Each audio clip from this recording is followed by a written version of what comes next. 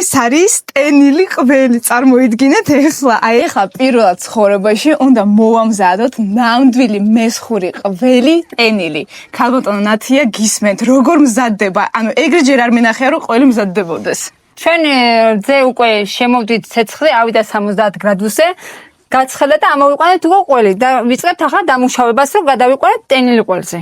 ანუ იქამდე დადნა, რომ ეხლა რა ფორმას გვინდა რომ მიიღებს, გამოდის ეგრე? უნდა მივიღოთ მის ღერების ფორმის ყველი. ანუ იქამდე უნდა გავწელოთ ეს. ვა. ახლა ყველა გადაკვეთვაზე ემატება თავის თავზე ღერები და ავდივართ 4000 რაღაცაზე. ახლა ჩვენ ვამუშავებთ დაახლოებით ცხელ შრატში, არის 60 გრადუსი. ოჰო. და ტემპერატურა უნდა შეუფარდოთ, ფილტრი არ მოგვიწიოს ტრიალი. ხო.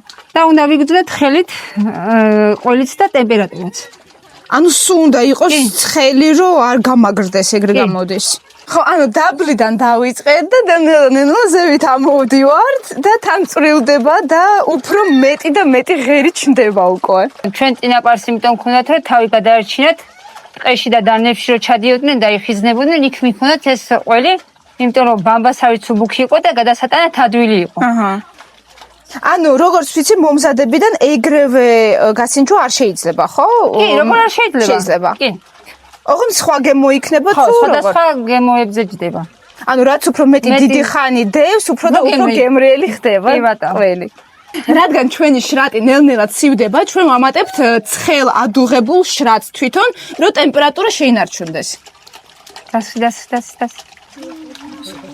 ჩვენი ყველი ნელ-ნელა უკვე დამთავრდა მომზადება ჩვენი ყველის, ამიტომ ეხლა ცხელი წყლისგან გადავიტანოთ ცხელ წყალში, რომ ცივ წყალში, რომ გამაგრდეს უკვე და შეინარჩუნდეს ის წვრილი თმები, ასე ვთქვათ, ყველისგან დამზადებული.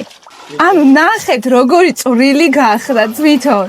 და შეინარჩუნა, მართლა შეინარჩუნა ბოლომდე თავისი ის ტექსტურა მაგარია. ანუ მთლიანი ერთიანი მასა იყო და გახდა ეგეთი ბევრი წვრილი თმა.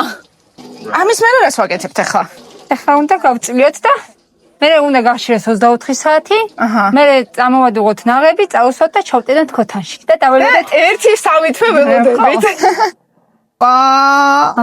ეს არის ყველი, წარმოიდგინეთ. აი ეს არის ტენილი ყველი, წარმოიდგინეთ ეხლა. აი ეგრე მზადდება ნამდვილი მესხური ყველი.